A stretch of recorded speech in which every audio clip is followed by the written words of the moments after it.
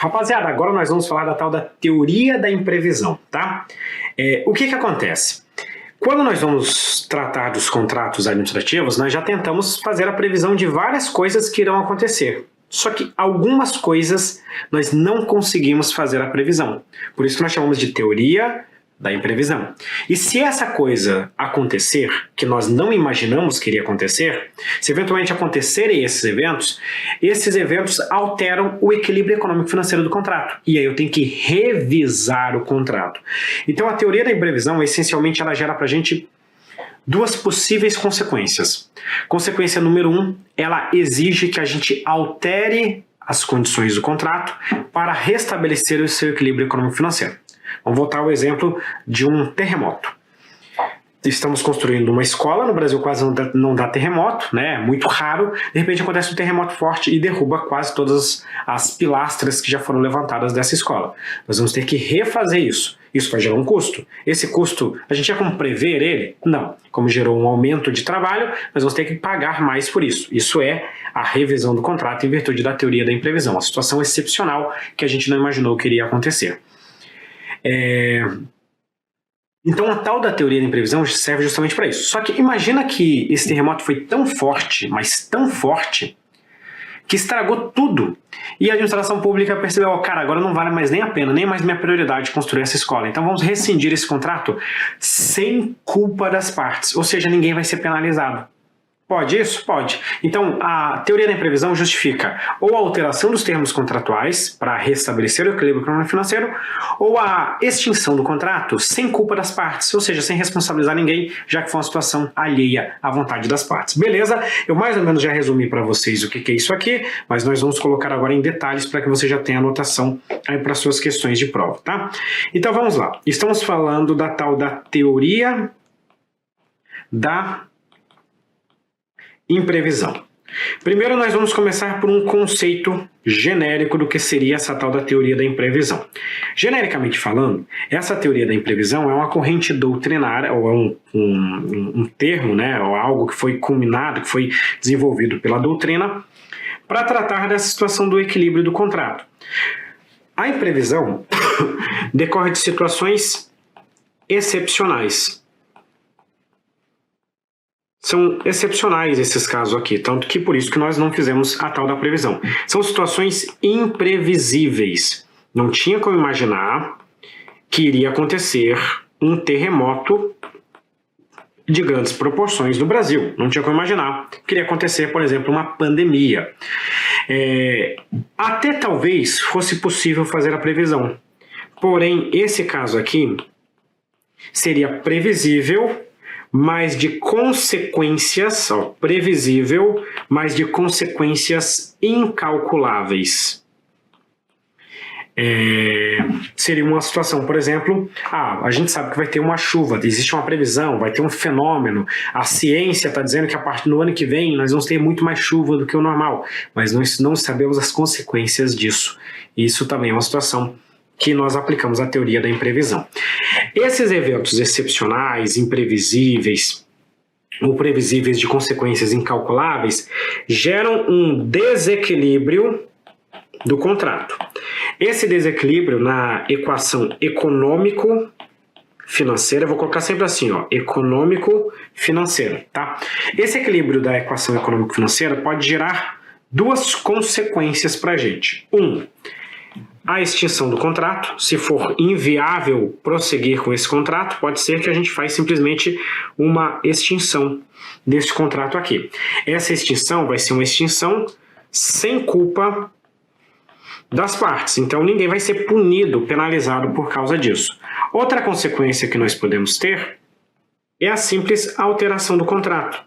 Pode ser alteração no valor, pode ser alteração no prazo, pode ser alteração no projeto. Essas alterações contratuais, elas são alterações que acontecem mediante acordo.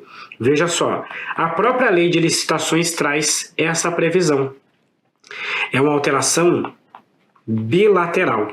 A lei de licitações prevê, nas hipóteses de alteração do contrato, a alteração mediante acordo das partes para restabelecer a equação econômico-financeira em virtude de eventos imprevisíveis e excepcionais nesses contratos administrativos.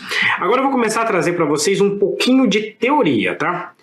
Lembra que lá na lei de licitações, no comecinho da parte de contratos, nós falamos que os contratos administrativos são regidos pelas suas cláusulas e pelos preceitos de direito público, aplicando-se supletivamente a teoria geral dos contratos e os preceitos de direito privado.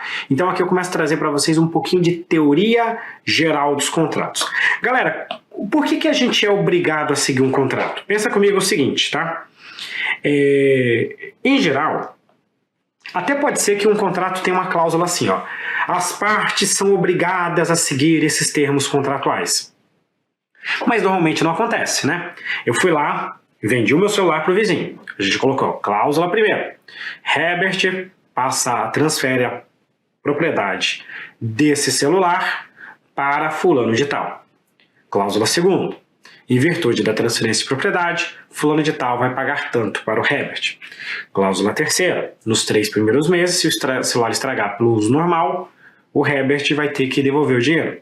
Cláusula quarta. Após os 3 meses, não haverá devolução dos valores devidos.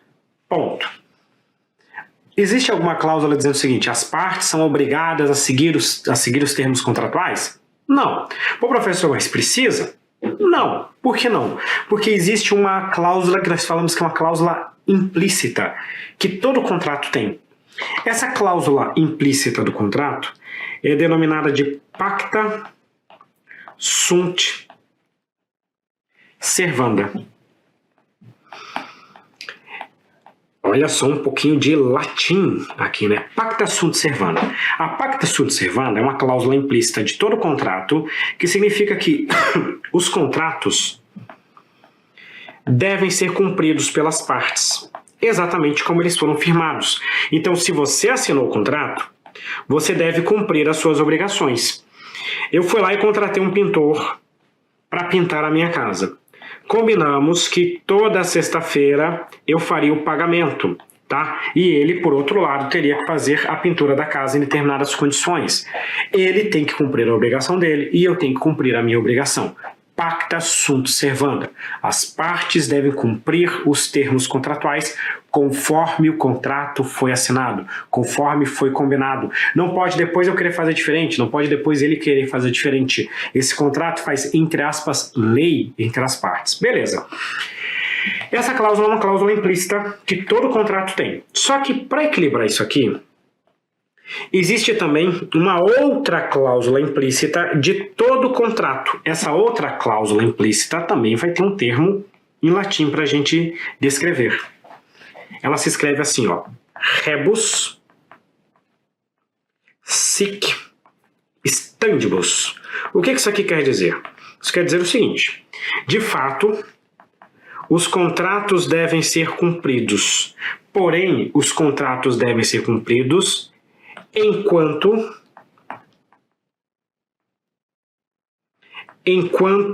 as coisas, isso que quer dizer isso aqui, ó, enquanto as coisas permanecerem assim. Então é o seguinte, nós vamos cumprir os termos contratuais enquanto as coisas permanecerem assim. Deixa eu só alterar isso aqui, vou jogar para cá e aí fica um pouquinho mais bem distribuído.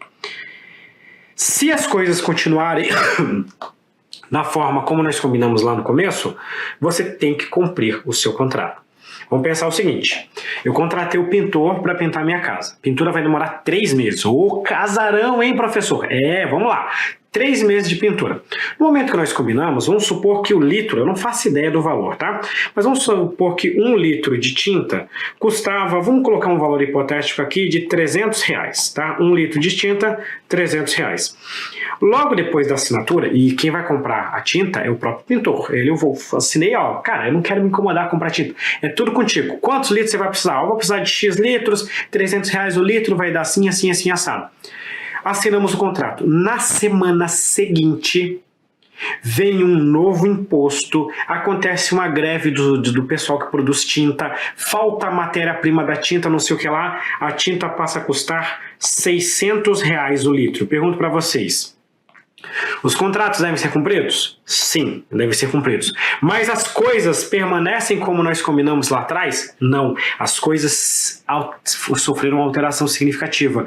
Ao invés de 300 litros, passou a ser 600 o litro. Então agora não tem mais como executar o contrato exatamente como eu estava prevendo, tá? Isso aqui decorre de um negócio que nós chamamos de alha, tá? Entenda a alha como um risco, tá? Alha significa risco. Esse risco, para você justificar a alteração do contrato, é um risco que nós falamos que é um risco extraordinário. É um risco excepcional. Só que tem que tomar um pouquinho de cuidado, tá? Porque todo contrato tem risco. Qualquer contrato que você firmar tem algum risco. Só que alguns riscos, eles são riscos que você deve suportar. Outros riscos são riscos que não seria natural você suportar. Vou explicar para vocês, tá? Imagina que você resolve largar o seu emprego atual para abrir um comércio. Um comércio. Esse teu comércio vai dar certo? Não sei. Pode ser que dê certo. Mas se ele não der certo, ele pode não dar certo por questões comerciais, por má gestão, por uma pandemia, entre outras coisas. Consegue perceber que existem causas diferentes? Então, quando nós vamos analisar o risco, nós precisamos analisar que categoria de risco. A doutrina traz para a gente basicamente 3 categorias de risco dentro de um contrato. O primeiro risco é o que a gente chama de alha ordinária, também chamada de alha empresarial. Isso aqui é o risco de qualquer negócio. E esses riscos devem ser suportados pelo próprio contratado. Ou seja, ele não vai receber nada mais por isso. Vou explicar uma coisa para vocês. Imagina o seguinte. Existem empresas de telefonia hoje em dia, não existem? Existem. Essas empresas de telefonia, elas receberam uma concessão do Estado para poder prestar esse serviço. Perfeito. Aí tem lá Vivo, TIM, Oi, Claro e mais um monte de empresa. Muitas dessas empresas fizeram muito dinheiro, mas tem uma outra que vai ficando pelo meio do caminho. Vamos supor que de repente surge uma nova forma de comunicação. Vamos pegar aí esse caso essas empresas aí que estão mandando satélites para o espaço e etc e tal. Vamos supor que elas consigam baratear muito o custo da telecomunicação. Muito. E eu não faço ideia, não entendo nada desse sistema, mas vamos supor que esse sinal, ele não tenha como você ter um controle, uma concessão, um controle pelo Estado. E, consequentemente, você para de buscar essas empresas de telefonia. Veja, isso é um risco ordinário. Isso é um risco empresarial. Uma empresa investiu em inovação e foi melhor do que as outras. A gente poderia pegar entre as próprias empresas. Uma empresa pode ter produtos melhores do que a outra. Isso é uma área ordinária, é uma área empresarial. Não adianta a empresa vir chorar para o Estado: meu Deus, eu achei que eu ia ter bilhões de lucro e eu estou tendo prejuízo. Beleza, esse é problema seu. Isso é risco ordinário, empresarial. Não vou te pagar nada mais por isso. Não vou te dar uma colher de chá. Então, o risco ordinário empresarial, a empresa tem que suportar. O outro risco é o que nós chamamos de alha administrativa, tá? Essa área administrativa se subdivide em basicamente 3 categorias. Primeiro, é a alteração unilateral do contrato, né? Isso aqui é uma cláusula exorbitante do contrato administrativo. E isso aqui quem é que suporta? A administração pública. Como assim, professor? Como é que a administração pública suporta isso? A administração pública fez uma compra de 1000 computadores, 1000 PCs. E aí ela resolve fazer uma alteração e aumenta mais 250. Pergunto para vocês, quem é que vai pagar esse 250? A própria administração pública. A administração pública fez um contrato inicial para comprar 1000. Ela quis aumentar para 1.250. ela vai ter que pagar por esses 250 a mais. Ou seja, quem suporta o custo da alteração unilateral é a administração pública. Se ela aumenta, ela vai ter que arcar com esse custo desse aumento. Naturalmente que se ela diminuir, né, ela não vai pagar por aquilo que ela diminuiu. Mas o que nos interessa é o seguinte, isso aqui é uma alteração que a própria administração quis promover. Então ela vai ter que arcar com esse custo. Segundo ponto, o que a gente chama de fato do príncipe. O fato do príncipe é um ato de autoridade. Esse ato de autoridade, ele não está relacionado diretamente ao contrato, mas ele atinge esse contrato de forma reflexa. Explico para vocês, né? Um exemplo aqui. Um aumento de impostos. O aumento de impostos, imagina que você aumenta o imposto sobre a tinta. Vai ter um custo, e isso é um custo que a própria administração pública vai ter que arcar, tá? Se o Estado aumentou o custo, aumentou a tributação, se o Estado emitiu alguma ordem que indiretamente atingiu o contrato, o Estado vai arcar com esse custo. Professor, como assim indiretamente? Quando você aumenta a tributação atinge todos os contratos que comercializam aquele produto. Então não foi para o contrato X, mas indiretamente atingiu o contrato X. Depois eu vou explicar um pouquinho mais isso para vocês. E o último caso é o que nós chamamos de fato da administração, que é uma ação ou omissão do poder público que incide de forma direta e específica sobre o contrato. Isso pode gerar um atraso ou dificultar a sua execução. O ônus aqui também é da administração pública. Por exemplo, eu combinei com a empresa que eu iria liberar o local para ela construir a escola no dia X. Chegou no dia X, eu não liberei o pátio. Logo, é um fato da administração, que atingiu diretamente aquele contrato. Isso vai gerar um atraso. Quem vai ter que arcar com esse atraso? A administração pública, naturalmente. Em resumo, a alha administrativa é de responsabilidade da própria administração pública. Por fim, nós chegamos na chamada alha econômica, também conhecida como simplesmente teoria da imprevisão. Nesse caso aqui, nós vamos ter situações externas ao contrato, alheias à vontade das partes, imprevisíveis, excepcionais e inevitáveis, que vão causar um desequilíbrio econômico-financeiro do contrato. Esse aqui é o único caso que a Maria de Pietro, que é o exemplo que eu estou utilizando aqui, chama de teoria da imprevisão, tá? Eu só quero trazer uma observação para vocês, que esse assunto aqui ele é cheio de divergência, tá? E por que eu estou trazendo isso para vocês? Porque tem autores que utilizam teoria da imprevisão no sentido amplo, que eu vou usar daqui a pouco no próximo slide. E outros autores utilizam teoria da imprevisão no sentido mais fechado, mais estrito. Nesse sentido mais estrito, que é o sentido da Maria de Pietro, ela chama a teoria da imprevisão de alha econômica. Isso aqui é o que acontece, por exemplo, num terremoto, na pandemia, coisa do tipo, eventos da natureza ou de terceiros que atingem o contrato administrativo, né? De forma imprevisível, de forma excepcional, de forma extraordinária, gerando tanto a sua extinção sem culpa ou alteração do contrato. Isso a gente chama de alha econômica. Só que o que mais cai em prova é a utilização do termo teoria da imprevisão num sentido mais genérico, que é o que nós vamos utilizar a partir de agora, tá? Não importa o que cai na sua prova. Tanto isso aqui, que é o que eu nunca vi cair em questão ou cai muito pouco, quanto esse que eu vou colocar a partir de agora. Esse aqui você guarda bastante. Esse aqui é o que às vezes cai em questão discursiva, coisa do tipo. Aqui nós vamos ter um sentido mais genérico do termo teoria da imprevisão. Vamos lá, deixa eu colocar aqui para vocês então o que nós vamos começar a estudar a partir de agora. Vamos colocar aqui novamente, teoria da imprevisão. Nós já sabemos que a teoria da imprevisão trata de situações excepcionais e extraordinárias que impactam no contrato e que, consequentemente, exigem uma alteração dos seus termos. Em geral, isso aqui, conceitualmente, né, trataria de situações em que não há culpa das partes. Mas um ponto ou outro até pode ter uma responsabilidade da administração pública, mas geralmente a gente fala que aqui não há culpa das partes. O primeiro caso da teoria da imprevisão, nós denominamos de caso fortuito ou força maior. Caso fortuito ou força maior. Pessoal, esses dois termos aqui, eles têm bastante divergência, tá?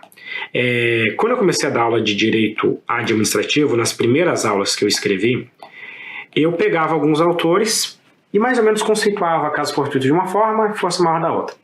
Aí daqui a pouco eu comecei a estudar esse assunto mais aprofundado e comecei a perceber o seguinte, olha, o autor X diz que caso fortuito é A e força maior é B. O autor Y fala exatamente o contrário. Na prática, não tem como você defender o que é caso fortuito e o que é força maior, porque a doutrina costuma ser até oposta, literalmente oposta nesses termos.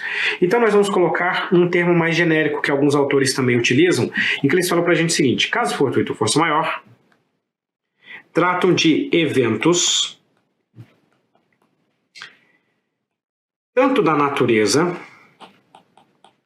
quanto de terceiros. Evento da natureza, um terremoto, a pandemia. Evento humanos, evento de terceiros, uma greve. Imagina aquela greve dos caminhoneiros, o quanto que isso aí atrasou um monte de contratos, né? Então aqui eu vou colocar terceiros. Esse ter que aqui é terceiros, tá? Eventos da natureza de terceiros. E esses eventos, eles são eventos imprevisíveis, naturalmente, né? E esses eventos imprevisíveis aqui, eles geram o que nós chamamos de onerosidade excessiva dentro de um contrato. O que seria uma onerosidade excessiva? Aquela onerosidade além do que se esperava para aquele contrato. Então vamos imaginar o seguinte, tem uma greve de caminhoneiros, essa greve de caminhoneiros faz com que determinado produto não chegue a determinado local, que deveria chegar. Não chegando àquele local, sem culpa das partes, determinados insumos estragaram e nós vamos ter que fazer a reposição desses insumos que são muito caros. É um evento humano, de pessoas que não fazem parte da relação contratual, então são terceiros, e que gerou uma onerosidade excessiva. Cara, nesse caso a gente vai ter que alterar esse contrato administrativo para fazer o reequilíbrio econômico-financeiro. Segundo caso que nós vamos trazer aqui. O segundo caso trata daquilo que nós denominamos de fato do príncipe. O próprio nome já indica para a gente o que é. O fato do príncipe, você tem que imaginar agora aqui o Estado. Príncipe vem desse poder de império. Então nós vamos ter uma determinação do Estado, e essa determinação do Estado é uma determinação estatal geral. Uma determinação estatal geral. Geral no sentido de que ela não é específica para aquele contrato, né? A gente pode até colocar aqui que é o Estado agindo como Estado. O Estado agindo com base no seu poder de império. Como, por exemplo, quando o Estado aumenta tributos. Ele está agindo com base no seu poder de império. Esse tipo de determinação estatal, ela atinge um contrato de forma indireta. Nós falamos que o contrato aqui é alcançado somente de forma reflexa. Vamos voltar a um exemplo, né? Imagina assim uma obra. Vamos imaginar que, ao mesmo tempo, eu estou fazendo uma obra na minha casa e no prédio ao lado é uma escola. E o Estado também está fazendo uma obra, na verdade está construindo essa escola. Eu estou fazendo a minha obra e o poder público está fazendo uma escola aqui ao lado. Aumentou o imposto sobre tijolo e cimento. Pergunto para vocês, a minha obra vai ficar mais cara? Vai, vou ter que pagar mais imposto. Mas a obra do Estado aqui no lado vai ficar mais cara também? Também vai. Consegue perceber que a determinação estatal, ela foi geral? Ela não atingiu só o contrato público, ela atingiu também o contrato entre particulares. Ela não atingiu só aquele contrato público, ela atingiu qualquer contrato público que trate daquele produto. Então o contrato foi atingido apenas de forma indireta, apenas de forma reflexa. Isso aqui nós denominamos de fato do príncipe. Vamos avançar mais um pouquinho e agora eu vou colocar o próximo caso. O próximo caso aqui, nós vamos chamar de fato da administração. O fato da administração, as questões de concurso público, elas muitas vezes tentam fazer uma confusão entre o que é fato da administração e o que é fato do príncipe. A diferença básica é que no fato da administração, você tem uma ação estatal que atinge de forma direta. A gente vai colocar assim, que atinge o contrato de forma direta, que atinge o contrato de forma específica. Aqui o Estado ele está agindo como parte da relação contratual. Mas por intermédio de uma ação ou omissão sua, ele acaba causando um impacto nesse contrato. A própria lei de licitações traz hipóteses em que você vai encontrar o fato da administração e que podem gerar até mesmo o direito ao contratado da extinção do contrato, como por exemplo, atrasos devidos nos pagamentos, suspensões ou paralisações por ordem escrita da administração pública. Tudo isso aqui é um fato da administração que atinge de forma direta e específica determinado contrato. Aqui nós estamos tratando de uma situação em que a administração pública está agindo como parte da relação contratual. Então vou voltar aos dois exemplos que eu trouxe antes, tá? Na verdade, a um exemplo só. Nós estamos tendo a obra de uma escola aqui ao lado, mas vamos supor que a obra ainda não começou. Essa obra estava prevista para começar no mês X. Só que ali já estava funcionando uma escola. Então a administração pública vai ter que desocupar o local para que possa ser realizada a obra. Só que a administração atrasa na disponibilização do local. Se ela atrasou na disponibilização do local, a obra vai atrasar. E aqui atingiu de forma direta aquilo lá. Vamos dizer o seguinte, a minha obra aqui na minha casa, ela sofreu algum impacto desse atraso da administração? Não, nenhum. Eu não tenho nada a ver com aquilo. Mas lá houve um atraso. Então, nesse caso, nós temos um fato da administração. O último caso, ele tem uma natureza um pouquinho diferente dos demais, tá? Esse caso aqui, ele já não trata de algo novo. Pelo contrário, nós estamos tratando aqui de situações que já existiam e que nós vamos chamar de interferências imprevistas. Professor, o que são essas tais interferências imprevistas? As interferências imprevistas são situações pré-existentes. O que quer dizer pré-existente? Eu quero dizer para vocês que esses casos aqui já existiam no momento da assinatura do contrato. Elas já existiam, porém elas não eram conhecidas. Se a gente soubesse, os termos contratuais seriam outros. Só que no momento, vou colocar assim, não conhecidas na assinatura. No momento da assinatura do contrato, nem a administração, nem o contratado conheciam isso. E essa situação acaba onerando, mas não inviabilizando a execução do contrato. Então, ele onera excessivamente esse contrato. Vamos lá, vamos tentar explicar isso aqui para vocês. Imagina o seguinte, a administração pública contratou uma empresa para construir um túnel. Aí foram realizadas as sondagens e a sondagem indicou que aquele terreno seria arenoso. Eu não faço ideia se dá para fazer esse tipo de escavação, mas vamos supor que dê. Nós vamos fazer a escavação. O pessoal começa a fazer a escavação e de repente constata uma rocha de adamantium no meio do caminho. Cara, vai custar caro para escavar esse negócio. O negócio é de adamantium, cara. E aí? A rocha já estava ali no momento que a gente começou a escavar? Já, não sei, caiu um meteoro depois, né? Mas ela já estava ali. No momento que a gente começou a escavação, no momento que a gente assinou o contrato, já existia aquela rocha. Só que na hora de fazer o estudo, se constatou que o terreno era arenoso. Então nós fizemos um cálculo que o custo de escavação seria X. Como agora tem uma rocha de adamante no meio do caminho, isso vai ser muitas vezes X para fazer essa escavação. É uma situação já existente, mas não conhecida no momento da assinatura do contrato. Quando nós conhecemos a situação, isso gerou uma onerosidade excessiva na execução contratual. Isso nós chamamos de interferência imprevista. Perfeito?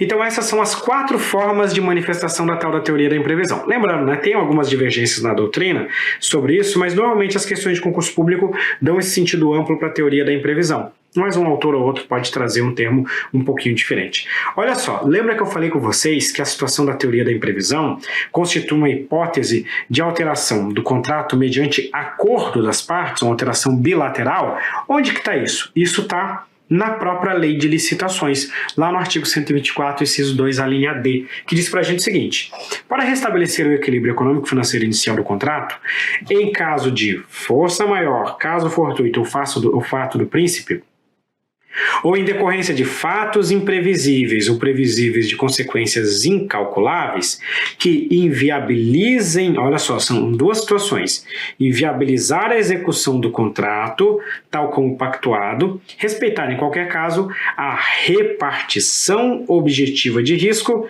estabelecida no contrato. Essa repartição objetiva de risco, ela pode eventualmente constar, por exemplo, numa matriz de riscos, numa matriz de alocação de riscos. Ela já pode estabelecer quem é que vai ser responsável por eventuais riscos, tá? A grande novidade da nova lei de licitações é que a antiga lei de licitações não trazia essa previsão da repartição objetiva de riscos. Então, essencialmente, a administração pública basicamente sempre arcava com a situação, com esse custo imprevisível. Agora, a própria lei de licitações ela já fala em repartição objetiva de risco. Veja só, eu contratei uma obra e vou pagar X. Para uma situação que eu não dei causa, eu vou ter que pagar 2x. Nesse caso, a administração assumiu todo o risco desse problema. Eventualmente, a gente pode colocar algumas hipóteses em que a administração não vai assumir todo o risco, em que você já vai dividir um pouquinho o risco com o contratado. O professor, mas aí ele vai ter que pagar por isso? Não necessariamente. O que vai acontecer é que no momento de elaborar a sua proposta, ele já tem que considerar um risco. É igual você pegar um empréstimo. O empréstimo na taxa de juros já tem um risco embutido de uma eventual inadimplência.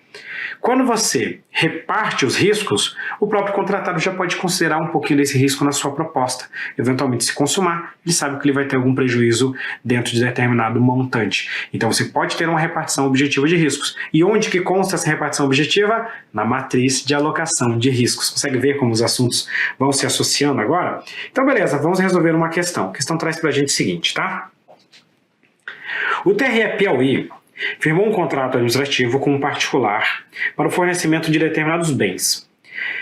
Durante a execução do contrato, foi publicada uma lei que aumentou impostos sobre esses bens. Uma lei que aumentou impostos sobre esses bens. A revisão do contrato, olha só, estou falando de quê? De revisão, porque é uma alteração do contrato.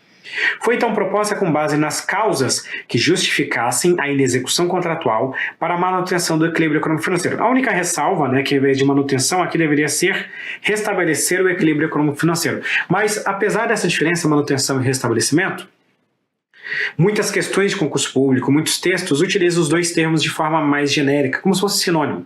Você sabe que são diferentes, mas não precisa ficar se preocupando o tempo todo quando for resolver uma questão de prova. Então aqui manutenção no sentido mais genérico. A manutenção do equilíbrio econômico e financeiro. Nessa situação hipotética, a revisão desse contrato baseia-se no quê? Né? Qual que é a forma de manifestação da teoria da imprevisão que nós temos aqui? Vamos pular a letra A e vamos para a letra B. Caso fortuito? Não, né? Caso fortuito decorre de uma situação imprevisível, né? Como um evento humano ou da natureza, a depender do autor que estiver pegando. Mesma coisa, força maior. Então, caso fortuito e força maior são eventos de terceiros. Da natureza ou de terceiros, melhor dizendo. Fato da administração de forma direta, né, a administração pública agindo como parte, não é o caso dessa questão. Interferência imprevista é uma situação pré-existente, também não é o caso. Sobra, logicamente, a letra A, fato do príncipe, que acaba sendo o nosso gabarito. Pessoal, imposto é exemplo clássico de aplicação da teoria da imprevisão em virtude do fato do príncipe. Deixa eu só fazer uma ressalva para vocês, né? Aqui agora vem aquela curiosidade. É só aumento de imposto que gera a revisão do contrato? Não é só aumento. Se for diminuição, também deveria ocorrer a revisão do contrato, né? Não adianta pedir só para aumentar o valor. Na hora que acontecer o problema, nós vamos diminuir o valor também. Não, o problema não, né? O benefício. A questão é que é raro acontecer diminuição de imposto, mas se fosse o caso, também haveria revisão do contrato. Mas agora, ao invés de pagar mais, nós vamos pagar menos. Beleza? Com isso, nós terminamos esse bloco sobre teoria da imprevisão, que junto com o bloco anterior de equilíbrio econômico-financeiro, é um assunto muito importante para você entender essa questão da manutenção e do reequilíbrio econômico-financeiro dos contratos. Um grande abraço e até a próxima.